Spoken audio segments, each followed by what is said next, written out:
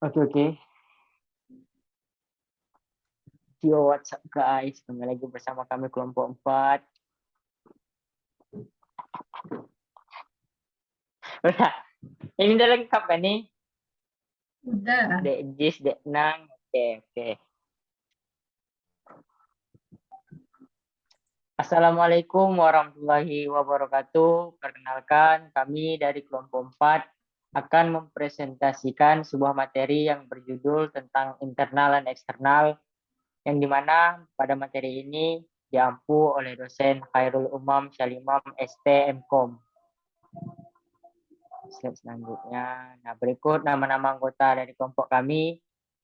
Yang pertama ada Aisyah Khairani, yang kedua Anang Hardanto, kemudian Arya Rizky, Fadila Khairunisa, Novel Femis Muzaffar, Sultan Abdul Aziz Minsmi, dan Zikra Aulia.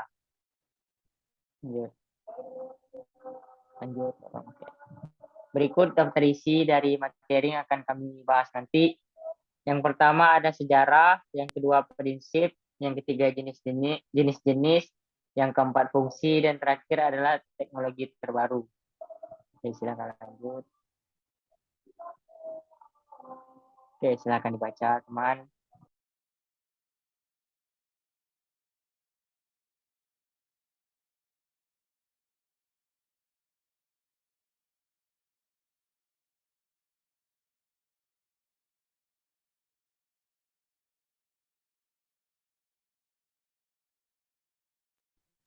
Ya, Oke, yang tolong pertama dibaca siapa yang sejarah. internal dan eksternal.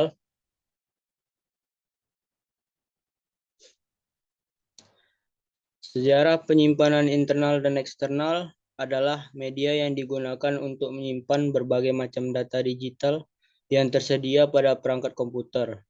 Media dikarenakan tuntutan zaman yang terus berkembang seiring berjalannya waktu, serta data yang terus-menerus bertambah. Contoh kasus yang bisa kita lihat adalah penggunaan hard disk drive yang semakin lama kapasitasnya semakin membesar. Penyimpanan internal, RAM, ditemukan oleh Robert Dennard. Awal diciptakan RAM membutuhkan tegangan 5,0 volt untuk dapat berjalan pada frekuensi 4,77 MHz dengan waktu akses memori 200 ns. Dan ada DRAM yang merupakan singkatan dari Dynamic Random Access Memory yang diciptakan oleh IBM pada tahun 1970. Pada setiap interval waktu tertentu, DRAM selalu memperbarui keabsahan informasi atau isinya. Dan yang selanjutnya ada FPRAM yang ditemukan sekitar tahun 1987. Memori internal ini memungkinkan transfer data yang lebih cepat pada baris yang sama dari jenis memori sebelumnya. Bekerja pada rentang frekuensi 16 MHz sampai dengan 66 MHz dengan access time sekitar 50 ns. Dan selanjutnya ada EDORAM yang ditemukan pada tahun 1995 yang merupakan penyempurnaan dari FPM yang memiliki access time yang beragam, yaitu 70 ns hingga 50 ns dan bekerja di frekuensi 33 MHz sampai dengan 75 MHz. Selanjutnya ada SDRAM PC66. Penyimpanan internal ini ditemukan pada tahun 1996 sampai dengan 1997 oleh Kingston. SDRAM bekerja pada frekuensi bus 66 MHz yang membutuhkan tegangan 33, volt serta mempunyai access time sebesar 10 ns.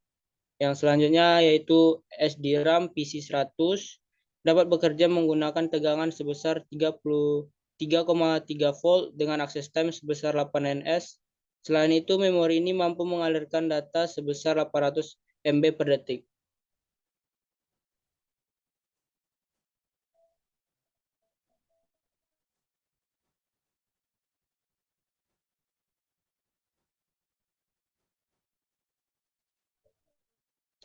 Pada tahun 1999, Rambus menciptakan dua sistem memori dengan arsitektur yang baru, yaitu DR-DRAM dan RD-DRAM PC800. Perbedaan kedua teknologi ini terletak pada tegangan kerja yang dibutuhkan pada DRAM yang membutuhkan tegangan sebesar 2,5 volt, sedangkan pada DRAM PC 800 bekerja pada tegangan 3,3 volt. Keduanya mampu mengalirkan data sebesar 1,6 GB per detik di tahun yang sama. Memori SDRAM semakin ditingkatkan kemampuannya oleh Viking. Memori SDRAM dikembangkan dan diberi nama SDRAM PC 133 yang bekerja pada bus berfrekuensi 133 MHz dengan akses time sebesar 7,5 ns dan mampu mengalirkan data sebesar 1,06 GB per detik. Selain itu, DDR-RAM ditemukan di tahun yang sama untuk menyelesaikan hambatan dalam meningkatkan kecepatan clock pada CPU. DDR-RAM awalnya digunakan pada kartu grafis.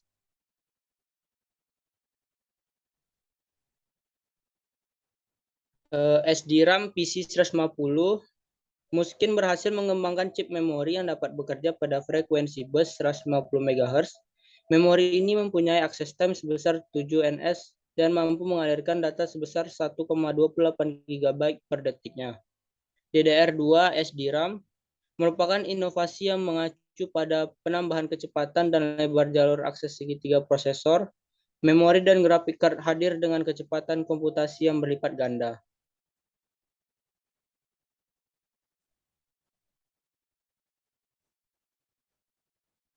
DDR-R3 SDRAM, penyimpanan internal ini memiliki kebutuhan daya yang berkurang sekitar 16% dibandingkan DDR-R2. Memo ini mampu mentransfer data dengan clock efektif sebesar 800 sampai dengan 1600 MHz. DDR-R4 SDRAM, penyimpanan ini beroperasi pada tegangan 1,2 volt dan 1,4 volt dengan frekuensi 800 dan 2133 MHz.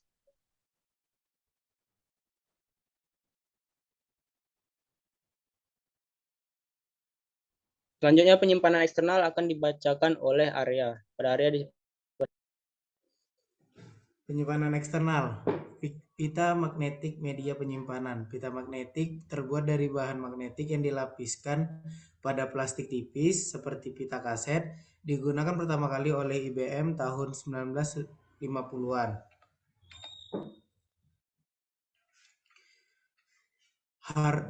Hard disk. Hard disk adalah sebuah komponen perangkat keras yang menyimpan data sekunder dan berisi piringan magnetis dengan kapasitas besar.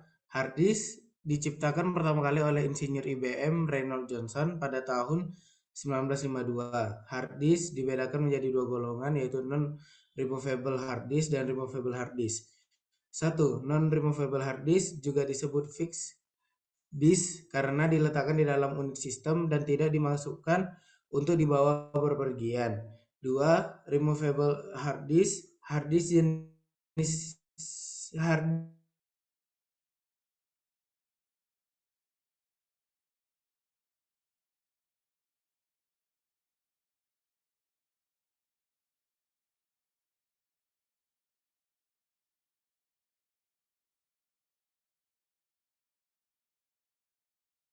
zip disk, smart card, CD, DVD.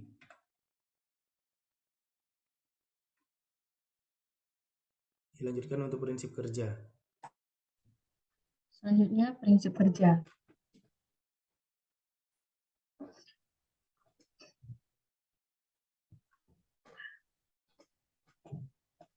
Prinsip kerja pada eksternal itu ada mengoperasikan suatu data, informasi, dan program dilakukan dengan perputaran disk. Semakin cepat perputaran, maka waktu akses akan semakin singkat.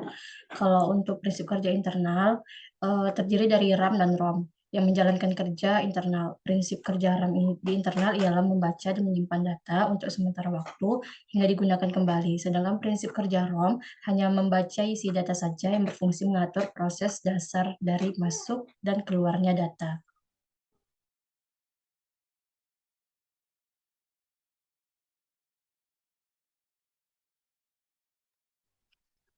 Kita masuki ke jenis-jenis.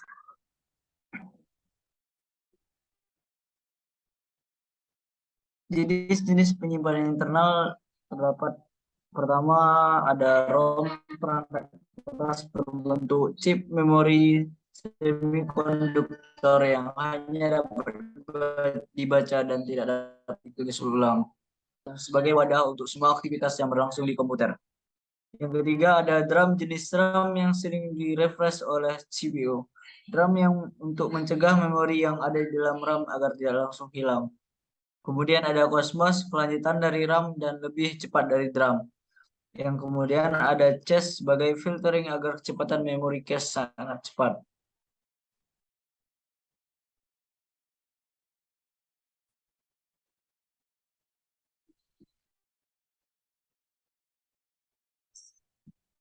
Selanjutnya materi jenis-jenis penyimpanan eksternal.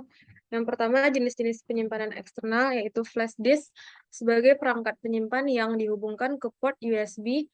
Namun kekurangan dari flash disk adalah ketika flash disk tidak terbaca, data yang tersimpan akan hilang semuanya. Yang kedua ada hard disk. Hard disk ada dua jenis, hard disk internal dan hard disk eksternal. Berfungsi sebagai alat untuk menyimpan aplikasi, software, dan file. Hard disk dalam format sebagai alat cadangan untuk menyimpan data dalam jumlah besar.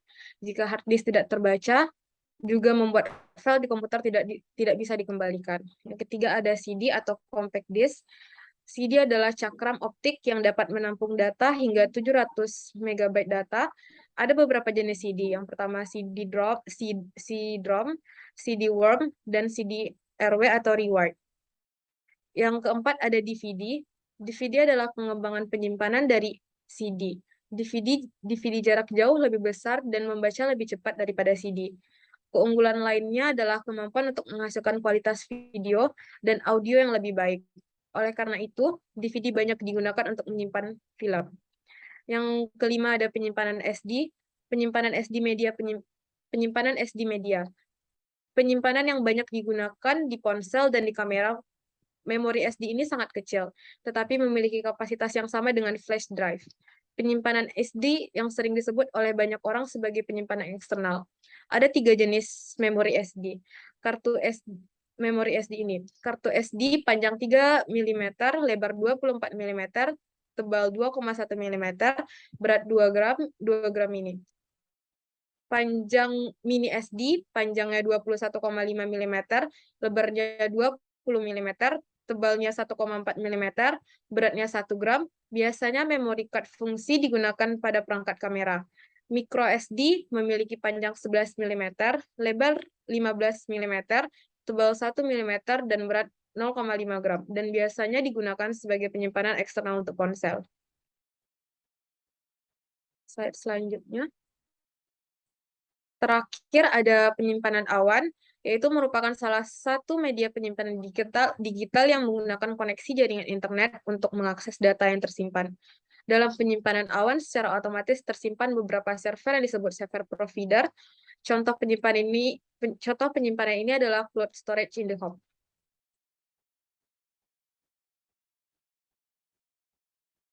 Selanjutnya, materi fungsi yang akan disampaikan oleh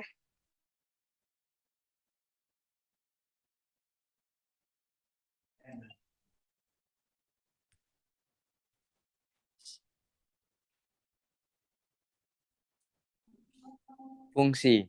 Fungsi penyimpanan internal adalah untuk mengingat data atau program yang digunakan saat PC atau laptop sedang berjalan. Oleh karena itu, jam disimpan dalam memori komputer meskipun komputer dimatikan.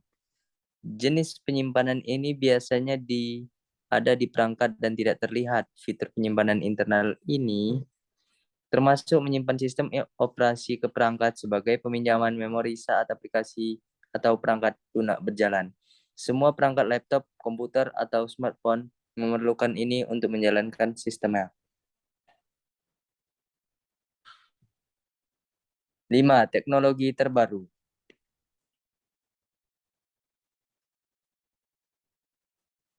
Seiring perkembangan perangkat lunak yang sangat pesat, secara langsung akan mendorong perkembangan perangkat keras tuntunan untuk mendapatkan akses cepat ke media. Penyimpanan data sudah tidak terelakkan lagi.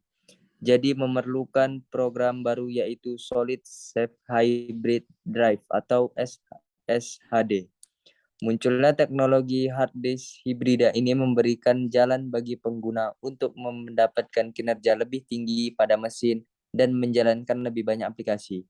Kemudian ada juga teknologi terbaru dari internet yaitu cold storage atau penyimpanan awan. Cold storage adalah sebuah teknologi penyimpanan data di digital memanfaatkan server virtual sebagai media penyimpanan.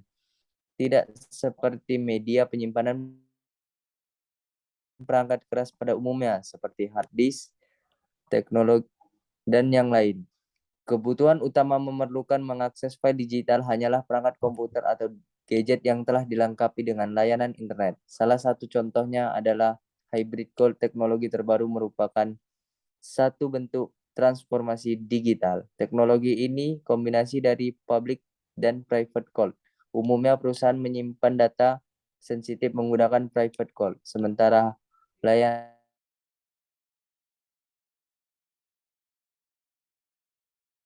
lain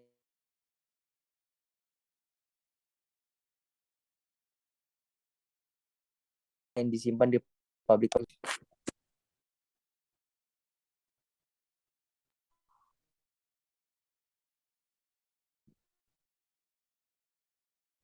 Kami yang telah dijelaskan oleh teman-teman saya. Jika ada pertanyaan, silakan diketik di kolom komentar. Dan jika ada yang masih bingung, silakan bertanya juga di kolom komentar. Sekian dari kami. Apabila ada kekurangan, kami mohon maaf. Akhir kata, Assalamualaikum warahmatullahi wabarakatuh.